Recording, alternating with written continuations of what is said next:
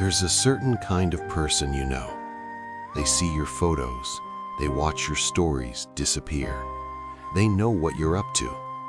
But when you click their profile, nothing. One old picture, months of silence. And you assume they're hiding something. But the truth is worse. They already stopped performing. In a world that never stops broadcasting, their quiet feels almost threatening, like they know something, like they've seen through something the rest of us are still trapped inside. Here's what most people get wrong. They assume these invisible scrollers are just shy, awkward, afraid of judgment. And sure, sometimes that's part of it. But dig deeper, and you'll find something far more interesting. A psychology that challenges everything we've been taught about connection, about identity, about what it means to exist in the digital age. Because for many of these people, not posting isn't about absence, it's about presence. Real, unfiltered, undocumented presence. They've discovered something the algorithm doesn't want you to know, that the moments you don't share might be the ones that shape you most. Think about psychological ownership for a second. It's this concept where something feels deeply, irreversibly yours, a memory, an achievement, a private joy. But the moment you post it, something shifts. That experience becomes shared property, open to interpretation, to commentary, to the void of other people's opinions. And some people, they guard that ownership fiercely, not because they're selfish, but because they understand that once you broadcast your life, it stops being fully yours. There's also this idea called congruence, the alignment between who you are inside and who you present to the world. But social media makes that almost impossible. Every post is a tiny performance. Every caption is an audition for approval.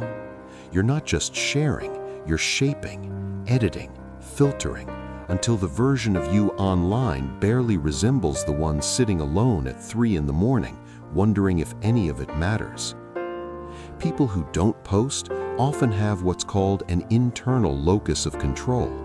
Their sense of worth comes from within. They don't need the world to clap for them to know they did something meaningful. And in a culture addicted to external validation, that's radical. That's almost rebellious. But let's be honest, not everyone who stays silent is at peace. Some are paralyzed by what's called self-presentational pressure, the constant, suffocating awareness that every word could be misread, every image could be judged. So they freeze, they retreat, not because they don't want connection, but because the cost of being seen feels unbearable. They'd rather be invisible than vulnerable. And maybe that's not freedom. Maybe that's fear dressed as choice. Then there are the ones who used to post, who used to share everything until one day they couldn't anymore. They burned out, not from life, but from performing it. They realized they weren't living for themselves. They were living for the feed, for the likes, for the tiny dopamine hit that comes when someone double taps your existence. And when they finally stepped back, the world didn't end. It got quieter, slower, more real. Here's the thing about dopamine. It's the brain's reward chemical, and social media has weaponized it. Every notification, every heart, every comment triggers a little release, and over time you start craving it. You start living in shareable moments instead of real ones. But when someone breaks that cycle, when they choose to disconnect, something remarkable happens.